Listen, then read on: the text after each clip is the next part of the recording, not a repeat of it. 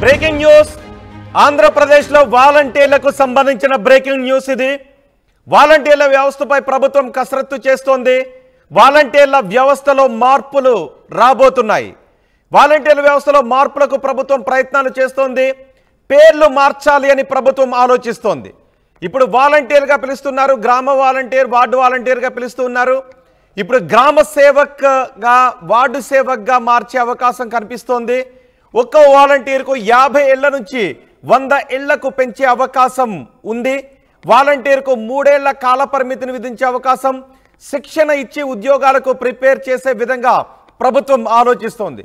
సచివాలయం పరిధిలో ఉన్న వాలంటీర్లను పంచాయతీ పరిధిలోకి తీసుకొచ్చే ఆలోచన చేస్తున్నారు. డబ్బుల పంపిణీతో సంబంధం లేకుండా ఇతర సేవల్లో వాలంటీర్లను వాడుకోవాలి అని ప్లాన్ చేస్తున్నట్టుగా తెలుస్తోంది. ఇప్పటి వరకు డబ్బుల పంపిణీకి వాలంటీర్లను మాత్రమే ఉపయోగించుకునేవారు. ఇప్పుడు డబ్బుల పంపిణీతో సంబంధం లేకుండా ఇతర సేవల్లో వాలంటీర్లను ఉపయోగించుకునే ప్లాన్ చేస్తున్నట్టుగా తెలుస్తోంది. పూర్తి సమాచారం విజయవాడ నుంచి మా ప్రతినిధి రాజేష్ అందిస్తారు. రాజేష్, వాలంటీర్ల వ్యవస్థలో ఎటువంటి మార్పులు రాబోతున్నాయి? వాలంటీర్లకు ఇచ్చే విధి విధానాలు ఏ విధంగా ఉంటాయి? వాళ్ళకి అప్పగించే విధుల్లో కూడా ఏదైనా మార్పులు వచ్చే అవకాశం ఉందా?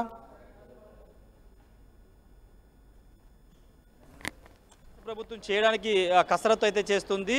ఎన్నికల ముందు చంద్రబాబు నాయుడు చాలా స్పష్టంగా హామీ ఇచ్చారు. వాలంటీర్ని తీయము, కొనసాగిస్తాము, 5,000 నుంచి 10,000 కూడా చేస్తామని చెప్పారు. కాబట్టి దానికి అనుగుణంగా వాలంటీర్ని ఉపయోగించుకోవాలని రాష్ట్ర ప్రభుత్వం భావిస్తున్నట్టు తెలుస్తుంది. అయితే గత 5 ఏళ్ల కాలంగా ఉపయోగించినట్టు కాకుండా కొత్త విధానంలో వాలంటీర్లను ఉపయోగించుకోవాలని రాష్ట్ర ప్రభుత్వం కసరత్తు చేస్తుంది. వాటి పేర్లు కూడా మార్చాలని ఆలోచనలో రాష్ట్ర ప్రభుత్వం ఉన్నట్టు తెలుస్తుంది. ఇప్పటివరకు గ్రామ వాలంటీర్లు, వార్డు వాలంటీర్లు, అంటే పట్టణాల్లో వార్డు వాలంటీర్లు, గ్రామ పరిధిలో గ్రామాల్లో గ్రామ వాలంటీర్లు ఉంటారు. కానీ ఇప్పుడు వాళ్ళ పేర్లు గ్రామ సేవకు, వార్డు సేవకుగా మార్చి వాళ్ళ విధులను కూడా వేరే విధంగా వాడుకోవాలని రాష్ట్ర ప్రభుత్వం భావిస్తుంది. ఇప్పటివరకు అంటే 5 ఏళ్ల కాలంలో వైసీపీ వచ్చిన తర్వాత సచివాలయ వ్యవస్థ తీసుకొచ్చి ప్రతి గ్రామానికి ఒక సచివాలయాన్ని ఏర్పాటు చేశారు. దాదాపు 14 రకాల సేవల్ని సచివాలయం అందుబాటులో తీసుకొచ్చని చెప్పారు. దీనివల్ల పంచాయతీ వ్యవస్థ, పంచాయతీరాజ్ వ్యవస్థ మొత్తం కూడా భ్రష్టు పట్టిపోయిందనేది ప్రస్తుత ప్రభుత్వం భావిస్తుంది. పంచాయతీరాజ్ శాఖ మంత్రి ఉన్నటువంటి పవన్ కళ్యాణ్, డిప్యూటీ సీఎం పవన్ కళ్యాణ్ కూడా ఇదే ఆరోపణలు చేస్తూ ఉన్నారు. ముఖ్యంగా పంచాయతీ వ్యవస్థ ద్వారా, సర్పంచ్ వ్యవస్థ ద్వారా పంచాయతీకి వచ్చే నిధులన్నిటి కూడా దారి మళ్లించి వేరే పథకాలకి ఉపయోగించుకున్నారనేది ప్రధానంగా రాష్ట్ర ప్రభుత్వం చేస్తున్న ఆరోపణ. కాబట్టి పంచాయతీ వ్యవస్థ నిలబడాలి, గ్రామాలు అభివృద్ధి చెందాలంటే పంచాయతీ వ్యవస్థ ఖచ్చితంగా నిలబడాలనేది ఇప్పుడు రాష్ట్ర ప్రభుత్వం ఆలోచన చేస్తుంది. దానిలో భాగంగానే గ్రామాలు ఉండేటువంటి వాలంటీర్లందరూ కూడా పంచాయతీ కిందకి తీసుకొచ్చి వాళ్ళ విధులు, అంటే ఎన్నికల సంఘం ఎన్నికల కోడ్ వచ్చిన సందర్భంలో డబ్బుల పంపిణీకి సంబంధించిన విధులకి దూరంగా వాలంటీర్లు ఉంచాలని కేంద్ర ఎన్నికల సంఘం డైరెక్షన్ ఆల్రెడీ ఇచ్చింది. కాబట్టి దానిలో భాగంగానే డబ్బుల పంపిణీకి సంబంధించి ముఖ్యంగా పథకాలతో పాటు డైరెక్ట్ బెనిఫిషియరీ అనేది సంబంధించిన డబ్బుల పంపిణీకి సంబంధించిన అంశంలో వాలంటీర్లు దూరంగా పెట్టి ఇతర సేవలకి వాళ్ళని ఉపయోగించుకోవాలని రాష్ట్ర ప్రభుత్వం భావిస్తుంది.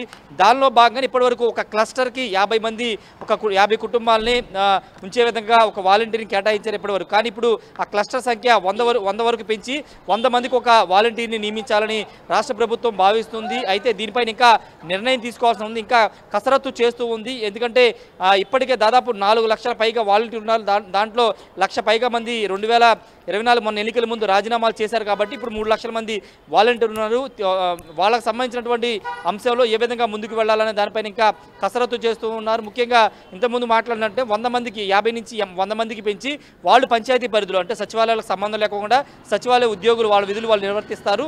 వాలంటీర్లు మాత్రమే పంచాయతీ పరిధిలో పనిచేసే విధంగా పంచాయతీకి సంబంధించినటువంటి విధులు నిర్వర్తించేలాగా వాళ్ళని సిద్ధం చేసే అవకాశం కనబడుతుంది. వాటితో పాటు 3 ఏళ్ల కాలపరిమితి పెట్టుకుని 3 ఏళ్లలో వాళ్ళకి నైపుణ్య, అంటే స్కిల్ డెవలప్మెంట్ ద్వారా వాళ్ళకి శిక్షణ ఇచ్చి వాళ్ళ చదువు వివరాలు తీసుకుని వాళ్ళని స్కిల్ డెవలప్మెంట్ ద్వారా శిక్షణ ఇచ్చి వాళ్ళని 3 ఏళ్ల వాలంటీరీ కొనసాగించి 3 ఏళ్ల తర్వాత వాళ్ళని ఏదైనా ఉద్యోగం స్వయంగా వాళ్ళు ఏదైనా ఉద్యోగం పొందేలాగా శిక్షణ ఇవ్వాలని కూడా రాష్ట్ర ప్రభుత్వం భావిస్తున్నట్టు తెలుస్తుంది. దానిలో భాగంగా వాళ్ళకి వాలంటీరీ కొనసాగుతూనే శిక్షణ, ఉద్యోగానికి సంబంధించిన అంశంలో శిక్షణ ఇస్తూ 3 సంవత్సరాల తర్వాత వాళ్ళని ఏదైనా ఉద్యోగానికి ప్రిపేర్ చేసేలాగా ఆ అంశం మీద కూడా ప్రస్తుతం అయితే విలేజ్ వాలంటీర్, సచివాలయం విలేజ్ వాలంటీర్ డిపార్ట్మెంట్ ని కూడా చేర్చారు.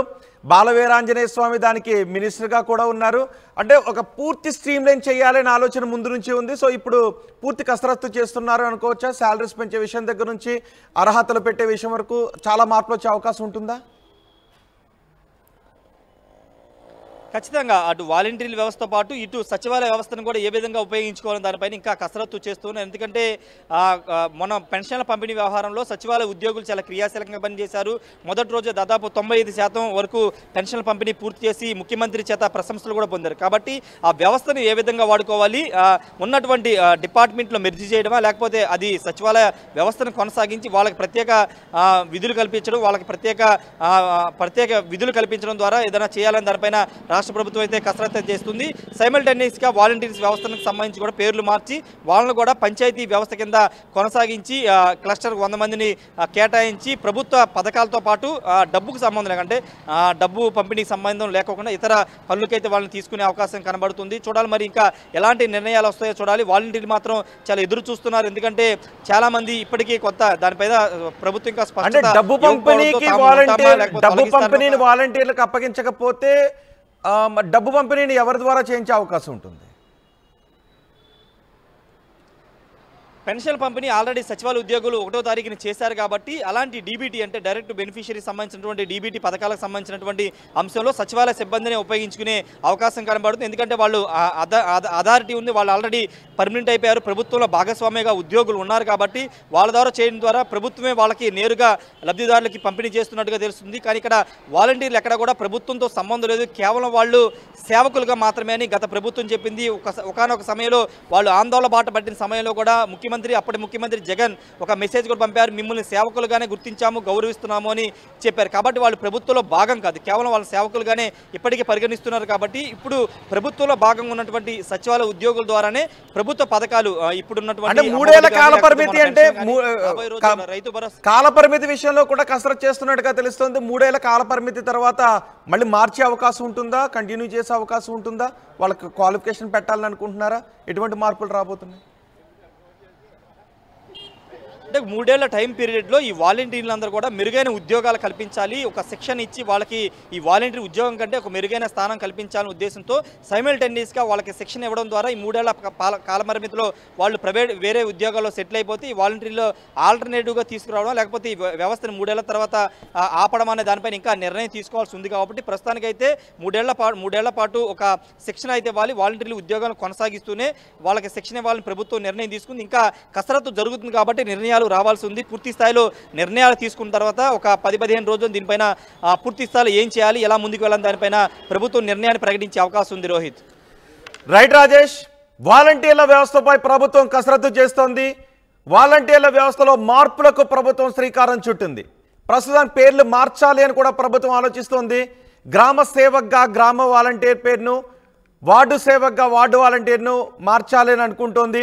ఒక వాలంటీర్ ప్రస్తుతం 50 ఇళ్లకు వాలంటీర్గా ఉన్నారు, ఇప్పుడు 100 ఇళ్లకు పెంచాలి అని ఆలోచిస్తోంది. అంతేకాదు వాలంటీర్లకు 3 ఏళ్ల కాల పరిమితి విధించే అవకాశం కనిపిస్తోంది. శిక్షణ ఇచ్చి ఉద్యోగాలకు ప్రిపేర్ చేసే యోచనలో ప్రభుత్వం ఉంది.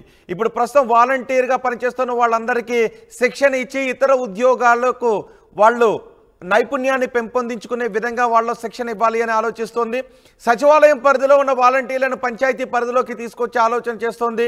డబ్బుల పంపిణీతో సంబంధం లేకుండా ఇతర సేవల్లో వాలంటీర్లను ఉపయోగించుకోవాలి అని ప్రభుత్వం ఆలోచిస్తోంది.